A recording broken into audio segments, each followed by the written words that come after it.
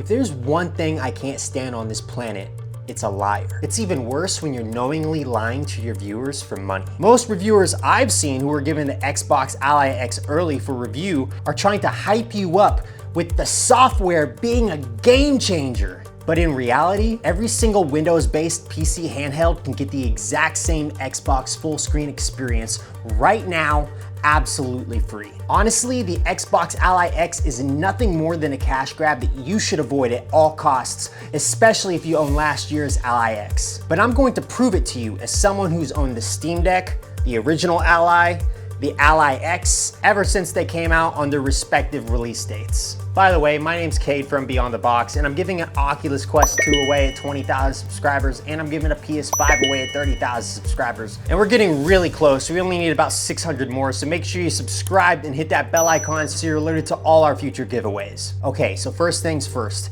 is the Xbox Ally X worth $1,000? Or are these new ergonomic grips and the Ryzen Z2 Extreme upgrade worth an extra $200 compared to last year's model? Well, as someone who's owned both ROG Allys for the last 2 years since their respective launch dates, my opinion of the new ergonomics, it's not a massive upgrade. It's really not. And it's definitely not worth the $200 difference. You should honestly just get the D-brand kill switch case for last year's model if the form factor bothers you that much. I got the same case for both ROG Allys, and ergonomics has never been a problem for me after that. Now, I play my fair share of story games like everybody else, but mainly my bread and butter is first-person shooters like Call of Duty and Battlefield 6. So my perspective on ergonomics is going to be different than your average Joe Schmo when it comes to hand grips. That's mainly the entire reason why I had to check out the Ally X for myself in the first place, given that the reports show that the Xbox Ally X would only be about a 10 to 15% gain in performance, which by the way isn't fully honest either. But we'll get to that in a minute. In my opinion, ergonomics only really matter in competitive gaming like first-person shooters. If you have to hold the handheld awkwardly, then your thumb isn't going to be in the proper position and you're going to miss your shots and it's gonna mess up your aim. And after playing FPS for the past few days, I actually think I prefer last year's form factor with a D-brand case more than this year's form factor without the case. It feels like they pulled your right hand farther away from the thumbstick than before. And now I feel like I have less precision in Call of Duty or Battlefield than I did before, even with the scuff extender thumbsticks. I also noticed that the ABXY button layout is closer to the thumbstick than it was before. It's very minimal, but I can definitely tell there's a difference. And I'm actually really pissed about that because anytime I want to press the X button or the start menu button, the damn thumbstick just gets in the way. And that's never been an issue for me until now. You have no idea how annoying that is until you're dealing with it yourself. So the new form factor, well, I think it's worse than before. At least with last year's model, I was able to position my hands in a way that made it feel more natural to access the back buttons. Now I feel forced to hold it in an unnatural way where I feel worse at FPS than before. And just for some context, I'm an iridescent ranked Call of Duty player, so I think my opinion about the new ergonomics is pretty justified. But besides the new handlebars, everything inside the Xbox Ally X is pretty much the same. The only real difference inside is the Z1 Extreme from last year. Now it's got the Z2 Extreme inside. And throughout my testing over the last few days, the upgrade is so minor that you don't even really need the Z2 Extreme if you have the Z1 Extreme. And I want to make myself perfectly clear here. The performance is so minimal that the extra 5 to 8 frames that you're gonna get in most games, like Battlefield 6, is not even something you notice. I was testing the start of the Battlefield 6 campaign on both handhelds at 1080p, minimum preset, FSR3 in performance mode, and I only get an average of 7 to 8 more FPS on the Xbox Ally X. It's definitely not even noticeable. I also only saw about an 8% performance gain on Black Ops 6. My de-bloated Ally X from last year gets me about 87 FPS at max TDP, 1080p, minimum settings, and FSR3 in performance mode with 0 frame gen. While the Xbox Ally X averaged only 95 FPS, an 8 FPS performance gain is nothing.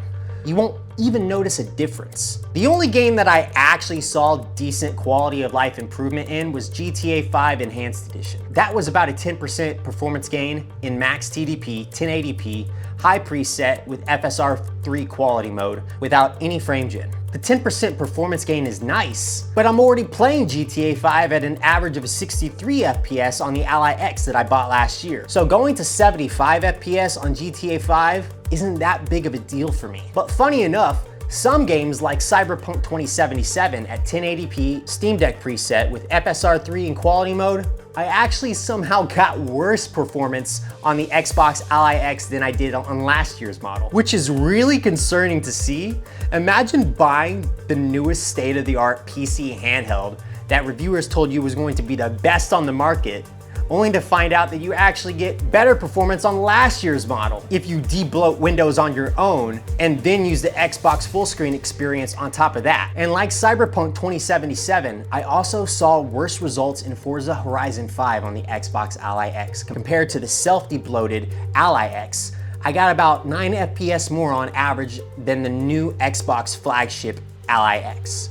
The same can be said about Marvel's Spider-Man 1 at 1080p with the medium preset with FSR 3 in quality mode. There is no reason that last year's chipset should ever get better performance than the newest chip on the market on any game at all. And besides the new AMD chip inside, the internals are exactly the same. Same 80 watt-hour battery, same exact IPS screen they've had since 2023 on the ROG Ally, same exact speakers, and the exact same amount of ports as we had on last year's Model 2. There's really no difference besides the rapid feedback triggers, which I've been trying to use at full capacity, but I literally can't feel much of a difference. Now, when I heard they had rapid feedback triggers, I was expecting rumble near the quality you'd find in the PS5 DualSense Edge controller, but it's nowhere near that. Ultimately, it's just another attempt to hype up a product to convince you that there are so many new features in it, when in reality, I think last year's Ally X has better intense rumble when you compare the two. You should try it. Compare them for yourself if you own both. You'll be really shocked. But ultimately, I'm going to turn the rumble off at all times anyway to conserve battery. So it's only as big of a deal as you want to make it. And on top of all that, what really bothers me, along with a lot of other people, about this Xbox branding this as an Xbox is the simple fact that this device is nowhere near an Xbox. You can only play your PC verified Xbox titles on PC Game Pass. Yeah, I know a lot of us already knew that, but it really still just pisses me off because it's 2025. If I want to play my Xbox 360 titles on my Xbox Ally X, I'm out of luck because this isn't an Xbox. This is what I like to call a play the Game Pass games we want you to play device. Like I said, it's 2025, and if Xbox is going to brand this their Xbox handheld, then this device should be able to play every single Xbox title that you've ever digitally owned, and it doesn't. There's actually no excuse for it at this point. Game Pass is not new. It's like 8 years old at least. Funny enough, the Xbox full screen experience will literally show me all the games that I've ever bought on an Xbox One console, but won't let you play any of them. And even the ones that are offered on Game Pass, you won't be able to play them even if you own them already, if you only have the lowest tier of Game Pass that they just raised the price on. Imagine buying a $1,000 brand new device and Microsoft gives you 3 months of Game Pass, but they give you their bare minimum plan. And then if you want to upgrade to play the games that you already own and the most coveted titles on Game Pass on your brand new handheld, you won't just be caught paying the difference. They're gonna make you pay the full price outright, even if you already own 3 months of the base tier or not. On top of all that, like I already said at the start of this video, the exclusive Xbox full screen experience is already on my Ally X that I've owned for the past year now. You can literally download it right now if you really want the Xbox full screen experience on the original Ally, the MSI Claw, the Legion Go, or even a Steam Deck running Windows. It's not special. The only difference is you're not going to get that special little Xbox button to make the menu pop out with one press. Instead, you're gonna have to click both the start and the select button at the same time to access the same menu. Yeah, that button is so worth the $1,000 price tag for sure. Or if you're really smart like me, and you didn't want to wait 6 months for a debloated Ally X, you could have just downloaded a Windows 11 debloater I used called Talon 2.0. And you could use Talon 2.0 to debloat your Ally X or any Windows-based handheld. Then you get the same optimized handheld performance as I've had on my Ally X for the last few months, because I didn't want to wait or pay for software everyone should have right out of the box. And because I fully optimized my Ally X in the past, the Xbox full screen experience during games gives me almost the exact same FPS in most games, or slightly better, with or without being in desktop mode. So in about 90% of the reviews I've watched from YouTubers who got this handheld ahead of time for free, a lot of them do not accurately represent this product at all. They want to get that endorsement deal from Asus and Xbox, and they have no problem hyping up a product that we already had last year. They're trying to act like the software is all they need to recommend you to buy a $1,000 product that they didn't have to. It seems completely dishonest and unethical. And this has really opened my eyes to the reality of a lot of these reviewers out there. At the end of the day, they're gonna do whatever is best for their careers and their wallet. And it doesn't matter if they save you money or not. Ultimately, they want you to waste your money so that they gain an affiliate commission for every single product that they sell you. I can't stand lying to make money or lying in general. So I always tell the truth, regardless whether it hurts a relationship with a brand or not. But realistically, are these upgrades enough of a reason for you to go out and drop another $1,100 after taxes of your hard-earned money on a handheld that you could have had for at least the past year or two? Well, I'd be lying if I didn't say hell no. The new ergonomics are not worth $1,000. The new haptic triggers are not worth $1,000. And the Xbox full screen experience software is definitely not worth $1,000. You could easily find an Ally X, new or used, under $700 on eBay or Facebook Marketplace right now and save about $300 for practically the exact same device. And it will still basically be new because the Ally X is only about 1 year old right now. If you've never owned an ROG Ally yet, then I'd say yeah, absolutely go grab the Xbox Ally or Ally X. But I would only say pick up the white version if you're on an extremely tight budget. To be honest, I wouldn't even recommend the white version at all. That's not even worth the money when you compare it to picking up a used Ally X from last year on eBay or Facebook. You don't want to buy the wrong version and look back a year later and feel disappointed with your purchase. I know that feeling.